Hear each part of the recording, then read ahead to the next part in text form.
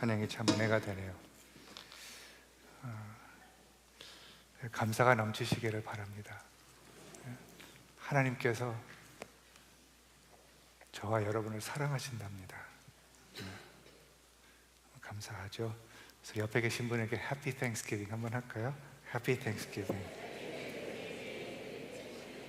Happy Thanksgiving.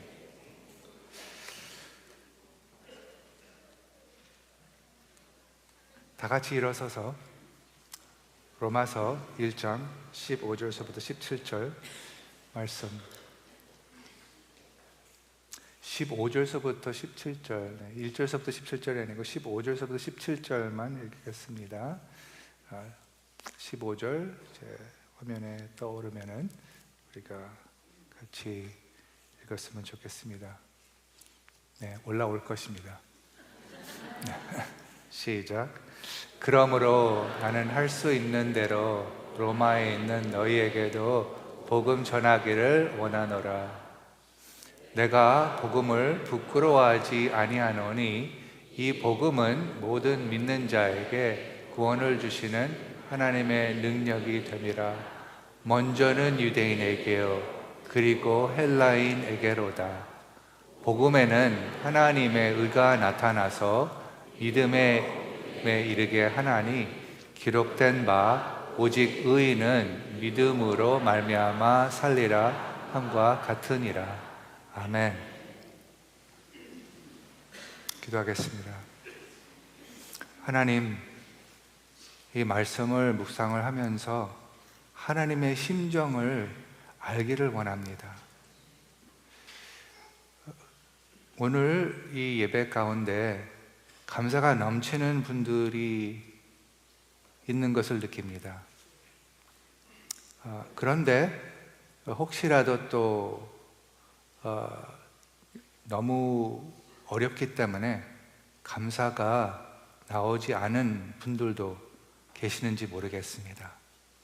어쨌든 하나님, 이 시간, 이 예배 시간, 이 말씀 묵상을 통하여서 하나님의 심정을 깨달았을 때 모든 슬픔이 감사로 변할 수 있도록 주님 축복하여 주시옵소서.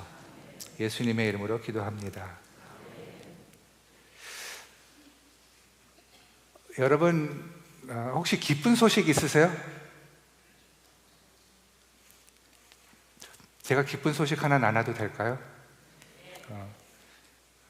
제 얘기라서 조금 미안한데 그래도 기쁜 소식이기 때문에 그냥 서론적으로 그냥 나누겠습니다. 제가 할아버지가 됐습니다. 한 달 전에. 그래서 한 달 됐습니다. 이제 한 달이 돼서 기쁜 소식이 있으면은 나누기를 원하게 되는 것 같습니다. 그렇죠? 네. 우리 마음에 기쁨이 넘치면은 그 소식을 누구에게도 나누기를 원해요. 2주 전에는 이동호 목사님께서 상처 입은 치유자라는 제목을 갖고 때로는 근데 정말 괴로워도 다른 사람이 더 괴로울 수 있으니까 그들에게 나가자 하는 그러한 말씀을 주셨고, 지난주에는 또 최영훈 목사님을 통해서 전도에 전하는 것이죠. 전도, 예수님의 도를 전하는 것이죠. 전도에 필요한 3가지 마음에 대해서 또 우리에게 말씀을 해주셨습니다. 그때 이제 넓은 의미가 있고, 그러니까 그때 모든 삶을 통하여서 이 소식을, 복음을 나눌 수가 있는 것이고, 또 이제 좁은 의미로는 우리가 그 복음의 메시지, 그 의미를 이제 입으로 이렇게 전달을 하는 것이죠. 그래서 저는 오늘 이거하고 이제 연결해서 새로운 시리즈를 시작하렵니다. 그 새로운 시리즈의 그 이름은 하나님의 정말 기쁜 소식입니다. 하나님의 정말 기쁜 소식. 왜 그렇게 정했냐면은 이게 로마서 강해인데, 로마서 강해를 이제 시작할 것인데, 로마서는 1장 1절에 이렇게 시작을 합니다. 예수 그리스도의 종 바울은 사도로 부르심을 받아 하나님의 복음을 위하여 택정함을 입었으니, 여기에 특히 하나님의 복음이라는 표현을 좀 주목하기를 원합니다. 교회에서는 이제 복음이라 그러면은 너무 익숙한 표현이기 때문에 우리가 귀중한 것은 알지만은 깊이 묵상하지 않으면서 이렇게 할 수가 있는데, 우리 다시 한번 복음의 의미를 생각해 봅시다. 복음이라는 것이 무엇이죠? 기쁜 소식이라는 것이죠. 기쁜 소식이에요. 2000년 전에 유앙겔리온은 그 황제가 이 국민들을 위해서 선언하는 기쁜 소식들이었습니다. 국민들을 위한 그들의 안도감, 안전함, 그들의 경제적인 그 상태, 그들을 보호해주겠다는 그러한 그러한 선언을 유앙겔리온, 복음, 기쁜 소식이라고 했는데, 이제 그 예수 그리스도가 등장을 하면서, 그리고 예수 그리스도를 따르는 제자들이 그 유앙겔리온을 사용을 해서 황제가 선언하는 그 소식이 아니라 하나님이 주시는 기쁜 소식, 하나님의 유앙겔리온, 이것을 따갖고서 이제 백성들에게 복음을 전하기 시작했습니다. 그래서 1장 1절에는 하나님의 복음이라는 표현으로 로마서가 시작이 됩니다. 그리고 이게 기쁜 소식이잖아요. 그래서 기쁜 소식이라 하면 그냥 지나갈 수가 있으니까 어떻게 정했냐면은 시리즈를 하나님의 정말 기쁜 소식.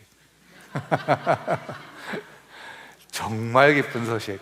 네, 하나님의 정말 기쁜 소식입니다. 복음은 하나님의 정말 기쁜 소식이죠. 그렇죠? 그래서 그 소식을 이제 경험을 하게 되면 그것을 전하기를 원하게 되는 것입니다. 그래서 1장 15절에 이러한 말씀 아까 읽었는데 다시 한번 읽겠습니다. 사도 바울이 이렇게 합니다. 그러므로 나는 할 수 있는 대로 로마에 있는 너희에게도 복음 전하기를 원하노라. 네, 복음을 전하기를 원했습니다. 그 로마에 있는 교회에게 복음을 전하기를 원했습니다. 아니 근데 잠깐만, 로마 교인들에게 복음을 전한다. 아니 교인이라면은, 성도라면은 복음을 벌써 알지 않겠나? 물론 알고 있다고 믿습니다. 그런데도 불구하고 사도 바울은 그 로마에 있는 성도들에게 복음을 전하기를 원한다. 그 뜻은 무엇인가? 복음은 우리가 단순하게 생각할 수도 있지만은 그 복음의 의미는 굉장히 깊고 우리의 모든 삶을 이렇게 터치해주는 그 메시지이기 때문에 그 로마에 있는 성도들에게도 복음을 전하기를 원하노라 그랬습니다. 그래서 저는 이 로마서를 이제 다시 묵상을 하면서 이제 기대하는 마음을 가지게 됐습니다. 여러분도 이 복음을 깊이 묵상하는 것에 기대함을 가지시기를 예수님의 이름으로 축복합니다. 네.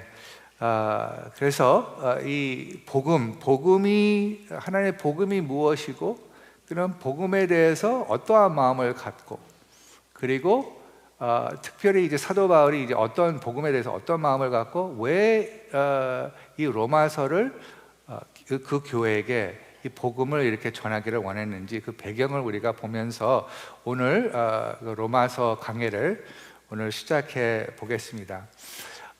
근데 제 바람은 이것이에요. 이것을 깊이 묵상을 하면서 우리가 이 달이라는 그 역할, 전하는 역할에 정말 더욱더 들어갔으면 하는 그 바람이 있습니다. 그래서 저는 이 로마서 강해를 하면서 여러분이 이렇게 사용을 했으면 좋겠습니다. 혹시 여러분이 아직 주님을 모르시는 가족이 있다면은요, 우리가 복음에 대해서 가르칠 거거든요. 묵상할 거거든요. 그러니까 뭐 유튜브로나 이렇게 초대를 하세요. 초대를 해갖고서 같이 들었으면 좋겠다. 그리고 그것을 듣고 같이 이렇게 의논하는, 같이 대화를 갖는 그러한 시간을 갖기를 원합니다. 특별히 이제 보통 사랑방 우리 리더 되시는 분들에게 우리가 그 스웨이를 드려서 거기에 있는 그 아웃라인 그 개요하고 또 끝에 같이 이제 나눌 수 있는 질문들을 나누잖아요. 그래서 추가 질문들은 보통 하는 것보다 더 많이 이렇게 준비를 해서 여러분이 그 질문을 갖고 여러분이 전도할 수 있도록 이렇게 준비를 하고 있는 중입니다. 그리고 그런 가운데 특별히 로마서 강해를 우리가 하면서 그 많은 그 믿지 않는 분들이 이제 물어보는 질문들이 있어요. 아마 여러분도 주님을 믿기 전에 갖고 있었던 질문들이 있었습니다. 그래서 어떻게 답변을 해야 되는가, 이런 것들도 좀 더 보통 하는 것보다 좀 더 자세히 다루기를 원해요. 그래서 여러분 그렇게 생각을 하시고, 특히 이 로마서 강해는 여러분 저 노트북 가져오셔도 됩니다. 가져오셔서 좀 많은 노트를 하세요. 하면서 여러분이 이제 여러분이 복음을 좀 더 배우시고, 그리고 또 그것을 나눌 수 있도록 만사로 섬기시는 분들은 이게는 특히 또 이러한 그 강해를 통하여서 또 그 1대1로 하시면서 여러분이 이제 또 그 듣는 그 질문들도 이렇게 답변을 할 수 있도록 이렇게 생각을 하고 이 강해를 할 거니까요, 도움이 되시기를 바랍니다. 자, 그러면 이제 여기 들어가겠습니다. 하나님의 복음은 무엇인가요? 제가 이것을 간략하게 말씀드리기 전에 한번 여러분이 사랑방에 가서요, 아니면 어느 소그룹에 들어가서 여러분이 생각하는 복음은 무엇인가, 여러분의 말로 좀 한번 설명을 해보았으면 좋겠어요. 여러분의 말로, 어느 목사님의 말로가 아니라 여러분의 말로 한번 설명해 보시길 바랍니다. 근데 그래서 저는 오늘 이 1장을 보면서요, 여기에 그냥 간략하게 다 하는 것보다 이렇게 클루, 포인트를 줍니다. 다 설명하지 않고 이게 1장이니까 서론적인 그런 부분을 얘기하니까 일단 그렇게 제가 말씀을 드리고 오늘 복음이 무엇인가를 먼저 보겠습니다.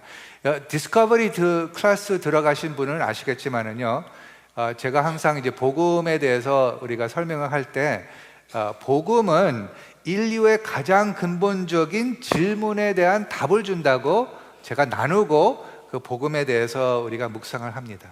네. 인간의 가장 근본적인 질문에 대한 답이라는 것입니다. 복음을 그렇게 생각하시는지 모르겠습니다. 무엇이 진짜인가 가짜인가, 이런 것들, 나는 누구인가, 사람은 어떤 존재인가, 선과 악의 기준은 어디에서 나오는가, 내가 어떻게 이것이 선이라고 그러고 이것은 악이라고 그러는 것을, 이 기준은 어디에서 나오는 건가. 왜냐하면 요새 지금 사회에서 어떤 사람은 이것이 맞다, 아니다, 그것은 틀리다, 이런 많은 그 논쟁들이 있습니다. 그러면 어떠한 기준으로 이것이 선이고 이것이 악으로 우리가 알 수 있는가? 이게 사실 복음은 가르쳐 주고 있습니다. 그리고 또 많은 분들이 갖고 있는 그 질문은, 이 세상은 참 좋기도 하는데 막 그 자연 보면은 너무나 아름답고, 그런데 또 뉴스를 보고 또 삶을 살다 보면은 왜 이렇게 고통이 많은지, 왜 이렇게 원치 않은 일들이 일어나는지, 왜 세상은 이렇게 고통이 많은가, 하나님이 있다면 왜 이렇게 고통이 많은가, 이런 것을 답해 주는 것이죠. 그리고 인간의 지금 문제들이 너무나 많이 있는데, 근데 가장 근본적인 문제는 무엇이라고 복음은 가르쳐 주는가, 그리고 그 문제에 대해서 하나님은 어떠한 해결책을 주신다고 하는가, 이런 것들을 답해 준다고 우리가 볼 수가 있습니다. 하지만 오늘 말씀을 보고서 그러면 복음은 무엇인가 우리가 한번 다 같이 봤으면 좋겠습니다. 2절서부터 5절 말씀을 다 같이 제가 읽어드리겠습니다. 2절서부터 5절. 그냥 여러분 그냥 보시면 되겠습니다. 제가 읽거든요. 이 복음은 그 정의가 그 다음에 나오죠. 하나님이 선지자들을 통하여 그의 아들에 관하여 성경에 미리 약속하신 것이라. 그러니까 이 두 가지, 최소한 두 가지를 알 수가 있어. 복음은 벌써 그 전에서부터 약속되었던 것이야. 그 메시지예요. 사실은 구약을 얘기하는 것이죠. 그 선지자들의 말이 구약에 기록되어 있죠. 많은 사람들이요, 그 신약은 좋아하고 구약은 싫어한다는 사람들이 있어요. 근데 우리가 반드시 깨달아야 되는 것은요, 우리의 신약의 복음의 내용은요, 구약이 없으면은 그러면은 이해할 수가 없게 되는 것입니다. 선지자를 통해서 약속된 것이라고 그러고요. 그리고 누구에 관해서 복음이라고 그랬죠? 누구에 관해서? 그의 아들에 관해서, 하나님의 아들에 관해서입니다. 그 아들에 관해서. 근데 그럼 아들은 어떤 분이신가? 3절 제가 읽어드리겠습니다. 그의 아들에 관하여 말하면 육신으로는 다윗의 혈통으로 나셨고, 쉽게 말해서 다윗의 자손이라는 것이에요. 이 예수 그리스도 하나님의 아들은 다윗의 자손. 4절 성결의 영으로는 죽은 자들 가운데서 부활하사 능력으로 하나님의 아들로 선포되셨으니 곧 우리 주 예수 그리스도시니라. 다시 말해서 여기에 보면은 이 하나님의 아들은 다윗의 자손이고 죽음에서 부활하신 분이다. 죽음에서 부활하신 분이고, 그리고 그 죽음에서 부활하심으로 말미암아 하나님의 아들로 선포되셨다 그랬어요. 이거 다시 말해서 하나님의 아들이라는 것을 증명되었다는 것이에요. 그리고 예수 그리스도, 그 이름 자체는, 그리스도는 메시아라는 뜻입니다. 그래서 구원자라는 것이죠. 어디에서, 무엇에서부터 구원하는 것인가?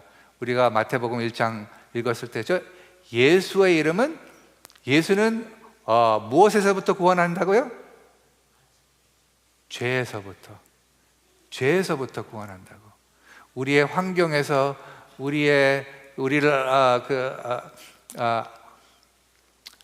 압제하는 그 왕국에서가 아니라 죄에서부터 구원해 주신다는, 그것이 이제 예수 그리스도의 이름에 있는 그 의미입니다. 그리고 나서 이제 5절을 보겠습니다. 그로 말미암아 우리가 은혜와 사도의 직분을 받아 그의 이름을 위하여 모든 이방인 중에서 믿어 순종하게 하나니. 사도 바울은 어떤 바람을 갖고 있습니까? 복음을 전할 때 어떠한 것이 일어날 것을 또 말하고 어떠한 것이 일어날 것을 바라는 것입니까? 이 선언, 이 선포를 듣고 어떠한 반응을 바라는 것이에요. 믿어 순종하고. 그냥 바로 거기 있는 그대로입니다. 믿어 순종하는 것입니다. 이 순서가 중요한 것입니다. 그렇죠? 근데 여기에 천국이라는 단어가 아직 없죠. 그것도 여러분 좀 주목하시기 바랍니다. 바울이 강조하는 것, 이 복음을 듣고 원하는 것이 무엇인가? 믿어 순종하고. 순서가 중요하다고 그랬죠? 순종이 먼저 나오는 것입니까? 믿음이 먼저 나오는 것입니까? 믿음이 먼저 나오는 것이죠. 네, 이게 굉장히 중요한 것입니다. 이 복음을 통해서는 하나님의 아들 예수 그리스도를 받으면 하나님이 우리를 받아주신다는 그 메시지입니다. 믿으면은 우리가 받아주는 것인데요. 근데 그것은 하나님이 하신 것에, 그것을 받음으로 말미암아 우리가 하나님의 자녀가 되는 것인데, 이것은 우리가 순종했기 때문에 우리를 받아주시는 것이 아니라는 것입니다. 굉장히 중요하시죠? 그런데 이제 순종이 중요하지 않다. 하나님께서 나를 사랑하시니까, 나를 벌써 받아주시니까, 내 모습 이대로 모든 것을 받아주시니까 순종하지 않아도 된다? 또 아니고, 그리스도인의 삶은 믿어 순종하는 것이란 말이에요. 믿음에서 나오는 순종이라는 것입니다. 이것을 우리가 분명히 알아야 되는 것입니다. 자, 그럼 로마서 1장 16절 17절에는 복음을 무엇이라고 하는지 한번 보겠습니다. 16절에는 이러한 말씀이 있죠. 내가 복음을 부끄러워하지 아니하노니 이 복음은 무엇인가? 모든 믿는 자에게 구원을 주시는 하나님의 능력이 됨이라. 먼저는 유대인에게요, 그리고 헬라인에게로다. 그러니까 이것은, 이 복음은요, 모든 사람에게 주어진 초대입니다. 하나님께서 하신, 하나님이 세상을 이처럼 사랑하사 독생자를 주셨으니 모든 사람을 하나님의 사랑의 대상이라는 것이죠. 모든 세상을 위해서 예수님을 주셨다는 것입니다.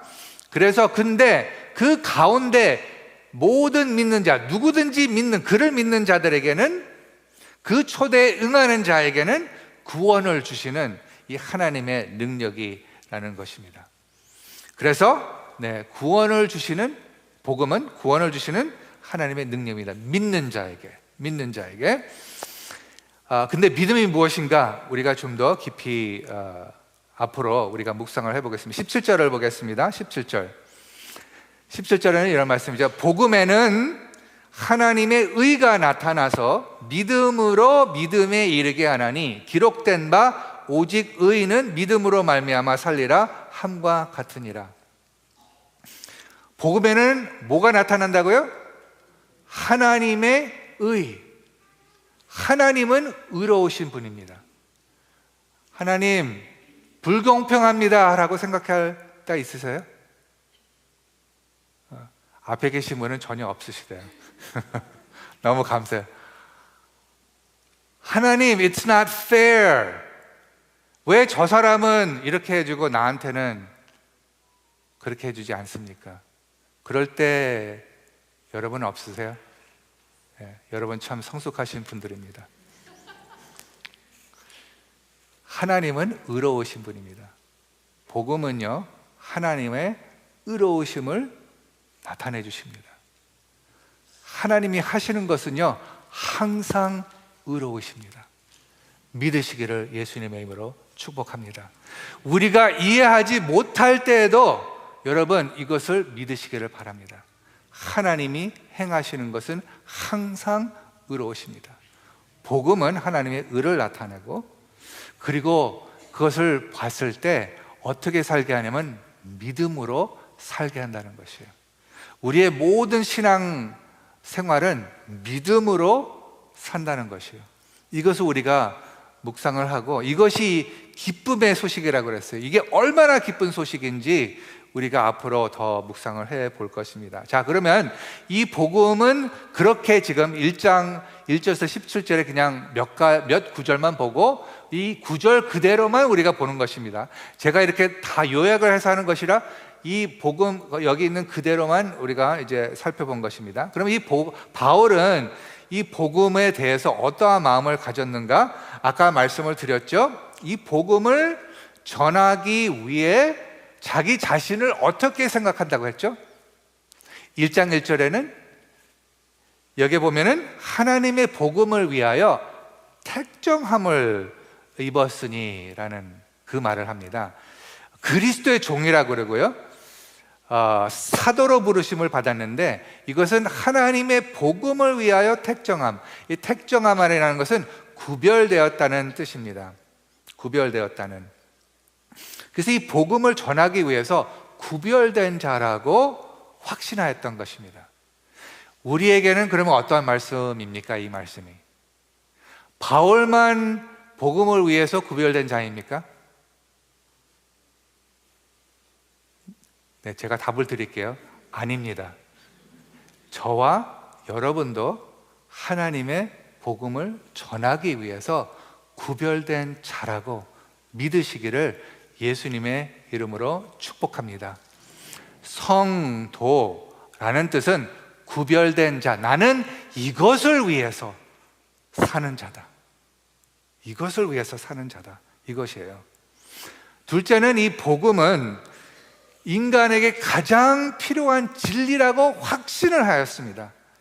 여러분, 복음이 정말 필요하다고 믿습니까? 사람에게 정말 필요하다고 믿습니까? 아니면은 있으면 좋고 없어도 괜찮고 그런 것입니까? 아니면은 인간에게 가장 필요한, 이거 없으면은 멸망하는 그러한 메시지로 여깁니까? 왜 사도 바울이 원래는 이 복음의 도를 핍박을 했는데 예수 그리스도를 만난 후에는 완전히 달라져 갖고서 이거를 모르면 안 되겠다. 이거를 모르면 안 되겠다. 그래서 여러분, 우리가 알지만은요, 사도 바울은 이것이 얼마나 중요하냐면요, 자기의 목숨을 걸고 이것을 했습니다. 사도행전 20장 24절은 이런 말씀이 있죠. 내가 달려갈 길과 주 예수께 받은 사명, 곧 하나님의 은혜의 복음을 증언하는 일을 마치려 하면은 나의 생명조차 조금도 귀한 것으로 여기지 아니하노라. 복음에 대해서 어떠한 마음이 있는가? 사도 바울은요, 자기의 목숨을 걸고 자기의 목숨의 위협이 와도 자기는 그것에 대해서 귀한 것으로, 자기의 목숨이 귀한 것으로 여기지 않았다. 왜냐하면 이것이 모든 사람에게 정말 필요한 진리라고 믿었기 때문에, 구원을 주시는 하나님의 능력이라고 믿었기 때문입니다. 그리고 나서 16절에는 이러한 말을 하잖아요. 내가 복음을 부끄러워하지 아니하노니. 복음을 부끄러워하지 아니하였던 것이에요. 그래서 우리에게 주시는 이 말씀을 보고 우리에게 주어지는 질문은 무엇입니까? 복음을 나누기를 원하시나요? 아니면 부끄러워하시나요? 이것이 우리에게 주어지는 질문인 것 같습니다. 복음을 전하는 것을 부끄러워하는 이유들이 좀 있죠. 그렇죠? 왜 나누기를 원하지 않을까? 첫째는 복음을 잘 모르기 때문에 나누기를 원하지 않게 되는 것이죠. 그렇죠? 복음을 나누기를 원하지 않는 것은 복음을 모르기 때문에. 둘째는 복음의 열매를 맺고 있지 않기 때문에. 복음은 이제 머리로서는 알고 있는데 내 삶 속으로 이렇게 들어오지 않았고, 아니면 지금은 내가 죄를 범하고 있기 때문에, 지금 하나님을 순종하지 않고 있기 때문에. 복음은 믿음으로 순종을 하게 되는데 나는 지금 하나님을 멀리하고 있어. 예전에는 하나님을 믿었는데 지금은 하나님을 멀리하고 있어. 난 지금 하나님한테 불만이 있어, 불평이 있어, 하나님을 원망하고 있어. 그러면은 복음을 전하기가 쉽지가 않죠. 셋째는, 근데 복음은 또 전하기가 어려운 것들이, 복음을 전할 때 사람들이 이제 불쾌한 마음을 가질 수 있다는 것이죠. 그래서 사람들의 마음을 불쾌하고 싶지 않기 때문에, 아니면 그들이 불쾌한 마음을 갖고 나를 거절하면 어떨까? 그래서 지난주에는 전도하는 마음 세 가지 하나에 뭐가 필요하다고 그랬죠? 세 번째가, 지난주에 설교 말씀 잘 들어주셨는지 제가 지금 테스트하는 거예요. 용기가 필요하다고 그러는 거예요. 거절당할 용기가 필요하다는 것입니다. 그렇죠? 근데 왜 불쾌할까요? 왜냐하면 그 안에는요, 기쁜 소식이 있는데, 근데 먼저 직면하는 부분들이 있어요. 우리 자신들을 직면하는 부분들이 있는데, 첫째는 이제 팀 켈러는 이제 네 가지를 이렇게 말한 것을 제가 봤는데, 우리가 다 들은 바라고 믿습니다. 첫째는 복음이 뭘 가르치냐면은 아무 누구도 구원받을 자격이 없다고 말해줘요. 그렇죠? 아무 누구도 구원받을 자격이 없습니다. 많은 통계가 있다고 이제 통계 봤는데, 하나님을 모르겠어요. 얼마나 이제 미국에서 많이 믿는지. 근데 이제 그 천국 갈 거라고 생각하세요?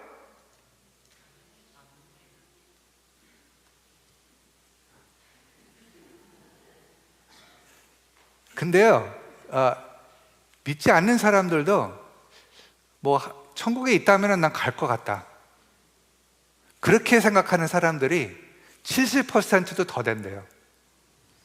그러면 자기가 천국을 간다고 생각하면 그냥 가게 되는 것입니까? 아니잖아요. 그렇죠? 근데 많은 사람들은요, 그냥 천국을 그냥 뭐 하나님이 좋으시니까 그냥 갈 수 있다고 생각합니다. 근데 복음은 무엇을 직면해 주니까?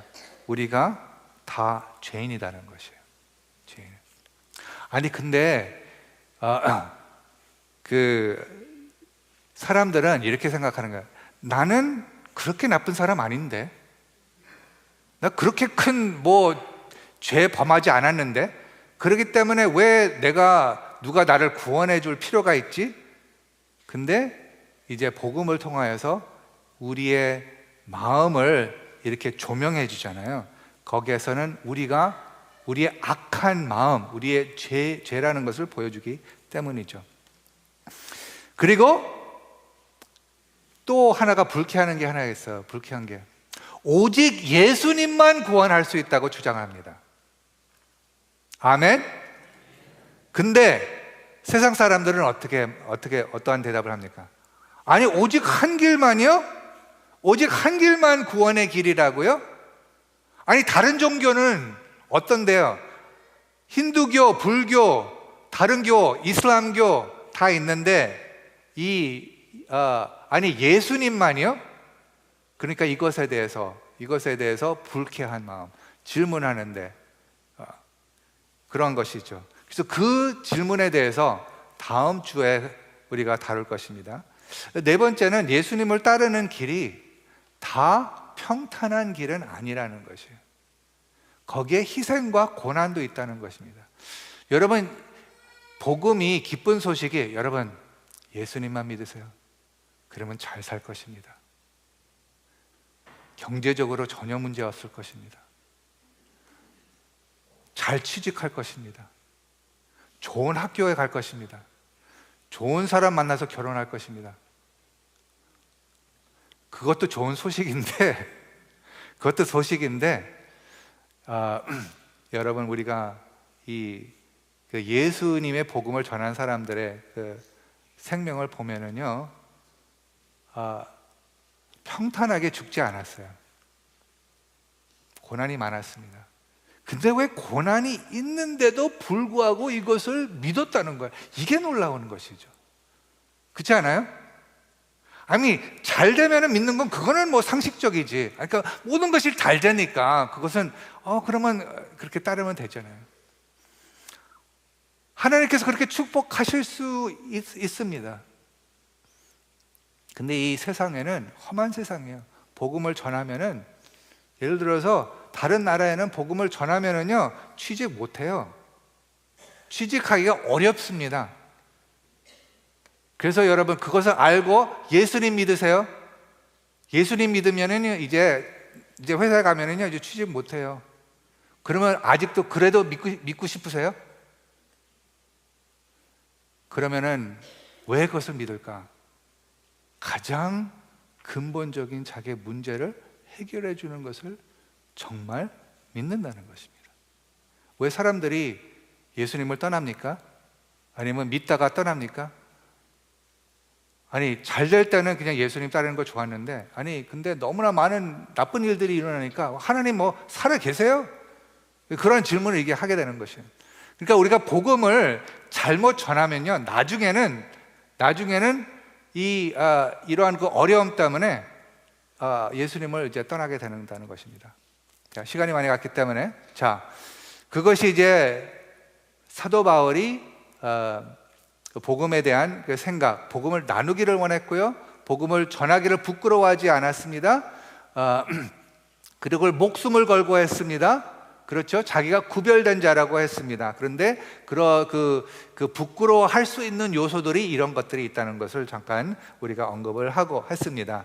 마지막 부분은 바울이 로마에 있는 성도들에게 로마서를 쓴 목적이 무엇인가를 잠깐 살펴보겠습니다.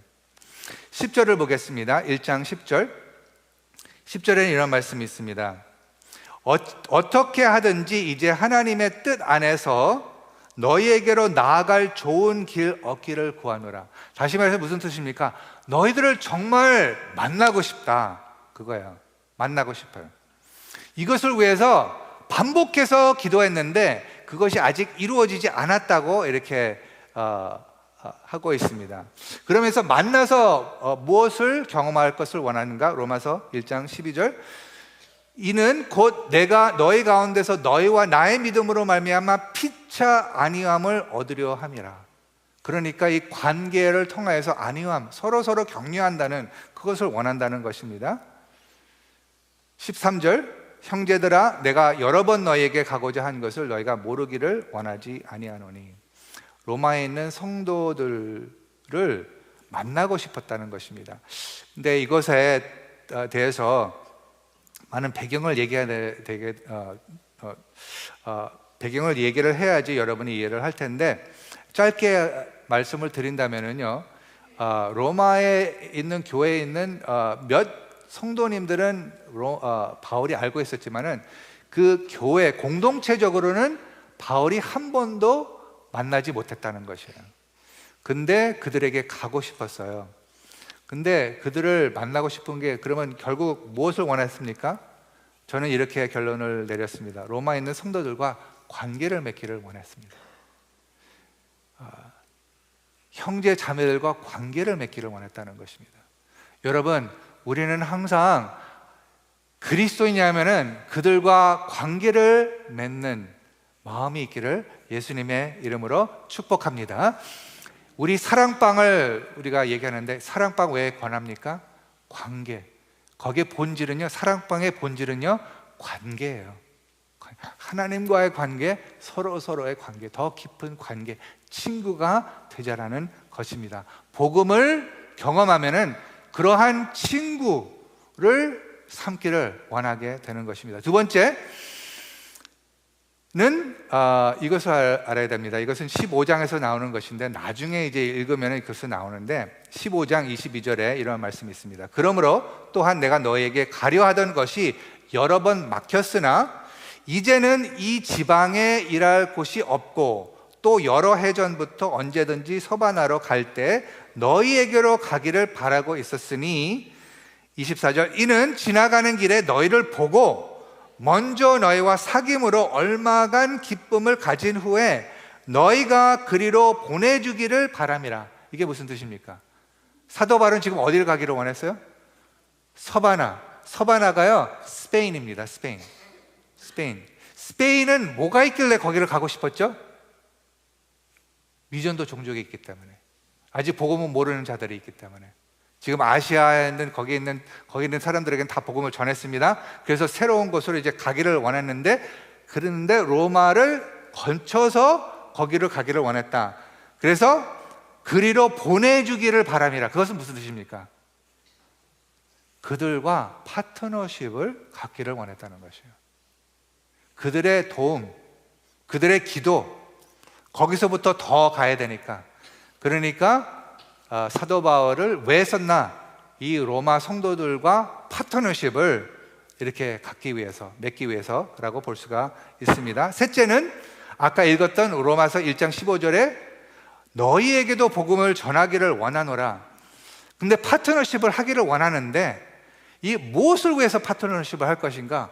복음을 전하기 위해서. 근데 복음을 전하는데, 이 복음, 어떠한 복음을 전하는 것인가? 그 내용을 분명히 더 자세히 명확하게 깨달을 수 있도록 사도 바울이 전했다는 것이죠. 복음을 더욱 명확히 깨달을 수 있도록. 우리가 이렇게 생각했으면 좋겠습니다. 복음을 여기 계시는 분들은 대부분 아시는 분들이라고 믿습니다. 근데 더욱 명확히 깨닫기를, 그러한 바람을 갖고, 그러한 마음을 갖고 우리 로마서 강해를 같이 우리가 묵상하기를 예수님의 이름으로 축복합니다. 자, 마지막으로는 어떠한 표현을 쓰려면은 로마서 1장 13절에 이 말씀이 있습니다. 형제들아, 내가 여러 번 너에게 가고자 한 것을 너희가 모르기를 원하지 아니하노니, 아까 말한 것이죠. 이는 너희 중에서도 다른 이방인 중에서와 같이 열매를 맺게 하려 함이로되 지금까지 길이 막혔도다. 키워드는 열매입니다. 근데 그들은 벌써 예수 그리스도를 믿었습니다. 근데 그들 가운데도 열매를 맺게 한다는 그 열매라는 단어는 어디서 또 봤죠? 요한복음에서 봤죠? 갈라디아에서 봤죠? 그렇죠? 너희가 내 안에 거하고 내 말이 너에게 거하면, 우리가 그리스도 안에 거하면 많은 열매를 맺나니. 다시 말해서 우리가 계속해서 지금 주목하고 있는 그 단어, 그게 뭐냐면 참된 변화입니다. 참된 변화. 이 이 복음으로 말미암아 열매를 맺을 수 있다. 어떠한 열매? 열매라는 단어를 생각할 때 갈라디아서 5장 22절 23절 성령의 열매라는 그것을 여러분 아실 텐데, 표전 세번역에 잠깐 여러분이 아시기 때문에 그냥 언급하고 제가 지나가겠습니다. 오늘은 성령의 열매는 사랑과 기쁨과 평화와 인내와 친절과 선함과 신실과 온유와 절제입니다. 이러한 열매가 우리 안에 풍성하기를 예수님의 이름으로 축복합니다.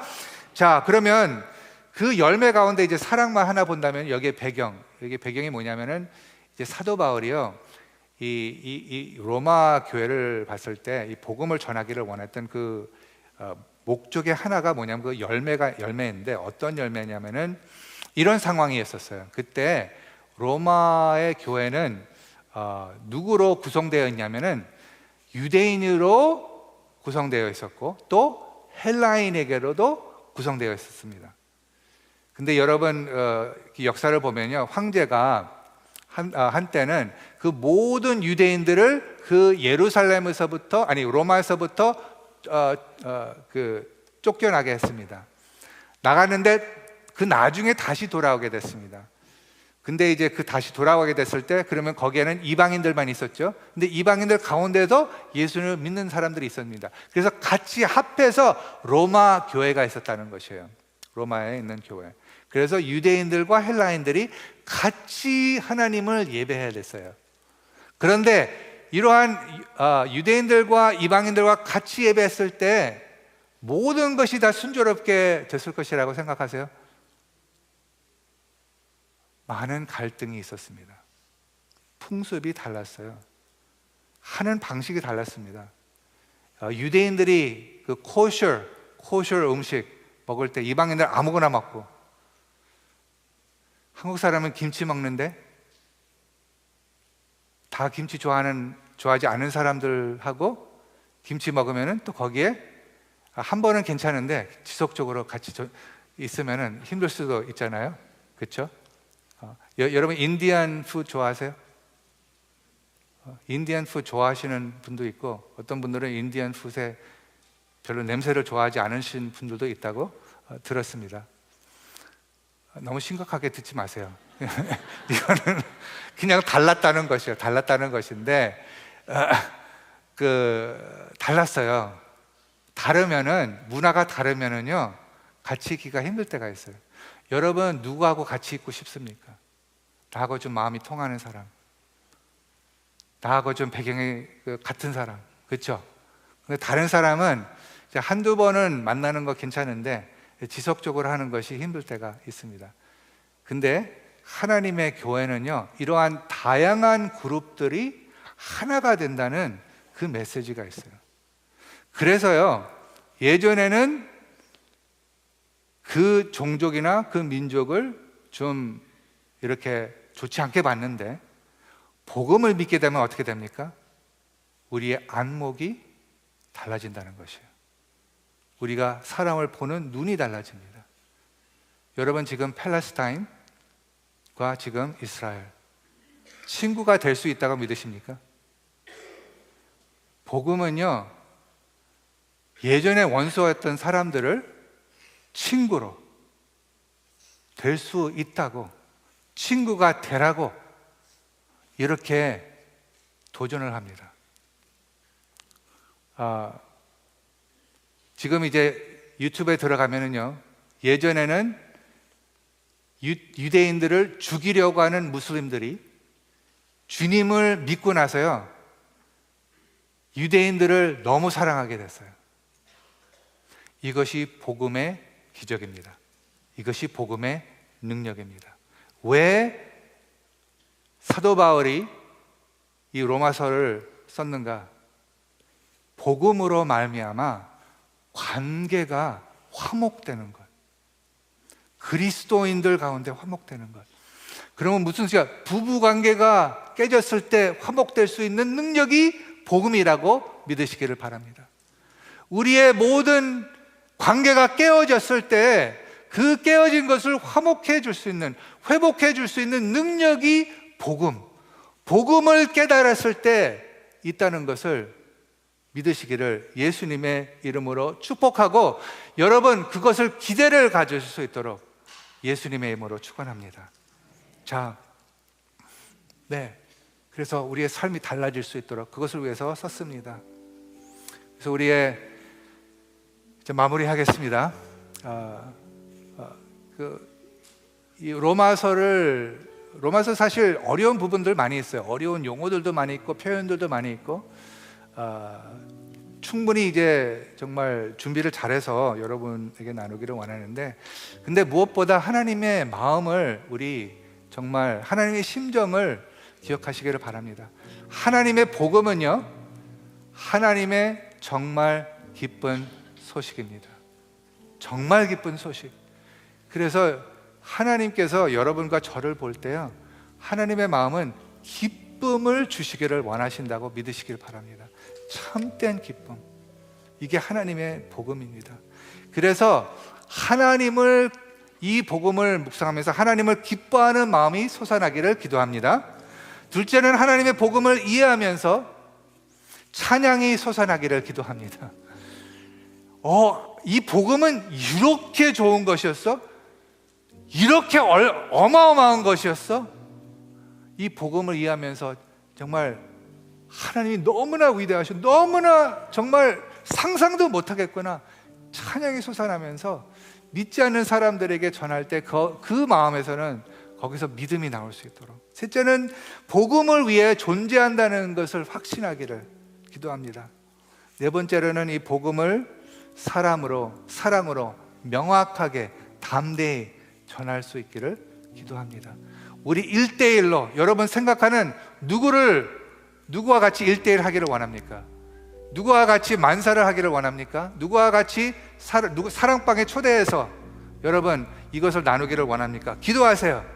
기도하시고 질문이 있으면은요, 질문을 그냥 받아들이세요. 하나하나 한꺼번에 다 대답을 하는 것이 아니고 하나하나씩 우리가 대답을 할 테니까 질문 물어보세요. 여러분도 질문해 주셨으면 좋겠습니다. 다음 주서부터 질문하는 그 창을 좀 만들려고 해요. 그래서 여러분이 이것을 들으면서 여러분이 생각하고 여러분이 가지고 있는 질문들, 아니면 여러분이 들었던 질문들, 여러분 거기에 넣었으면 좋겠습니다. 그래서 그것이 우리의 적용이고요. 제가 이제 마지막으로는 로마서 5장 8절을 읽기를 원하는데요, 거기에 우리가 아직 죄인 되었을 때 그리스도께서 우리를 위하여 죽으심으로 하나님께서 우리에 대한 자기의 사랑을 확정하셨느니라. 1984년도 3월 며칠은 모르겠지만은 그때 이 구절을 받고요, 하나님의 사랑을 경험하고 그때 제가 확신을 했어요. 나는 복음을 위해서 존재하는 자라고. 그래서 내가 갖고 있는 꿈, 내가 갖고 있는 모든 계획, 그때 내려놓겠다고 하나님께 이렇게 기도한 적이 있어요. 왜 이 목회자로 지금 있는가? 이 복음이 너무너무나 좋기 때문에, 하나님의 사랑이 너무너무나 좋기 때문에 이런 것을 우리가 더 깊이 경험하기를 원합니다. 오늘 마지막 찬양은요, 이제 다 같이 일어섰으면 좋겠습니다. 마지막 찬양은 이 찬양입니다. 오직 주의 사랑에 매여 내 영 기뻐 노래합니다. 사도 바울은 그 사랑에 매였습니다. 기뻐 노래하면서 핍박을 받으면서도, 박해를 받으면서도 이 땅이 소망의 언덕이라고 하고, 그래서 주께 사랑 드립니다, 이렇게 기도했다고 믿는데, 우리도 그렇게 이 찬양을 부르면서 고백하기를 원합니다. 네.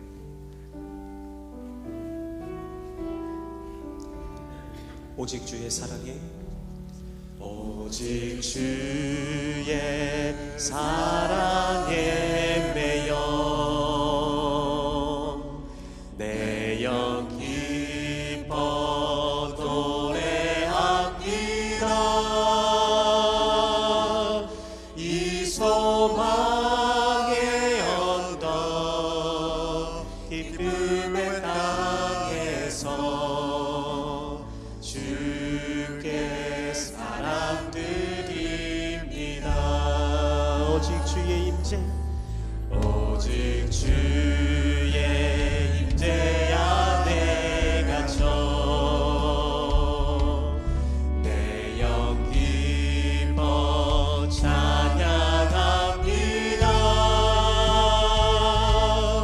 이 소명의 언덕 거룩한 땅에서 주께 경배드립니다. 주께서 주신 모든 은혜 나는 말할 수 없네. 내 영혼 즐거이 주 따르렵니다. 주께 내 삶 드림. 주께서 주신 모든 은혜, 주께서 주신 모든 은혜 나는 말할 수 없네. 내 영혼 즐거이 주 따르렵니다. 우리 마지막으로 다시 한번 고백하며 나아갑시다. 주께서 주신 모든 은혜, 주께서 주신 모든 은혜 나는 말할 수 없네. 내 영혼 즐거이 주 따르렵니다. 주께 내 삶 드립니다. 내 영혼 즐거이 주 따르렵니다. 내 영혼 즐거이 주 따르렵니다. 주께 내 삶 드립니다.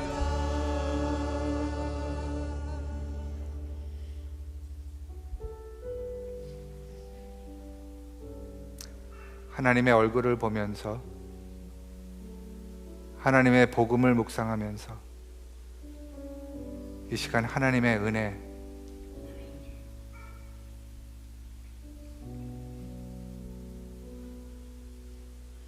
모든 것이 하나님의 은혜다.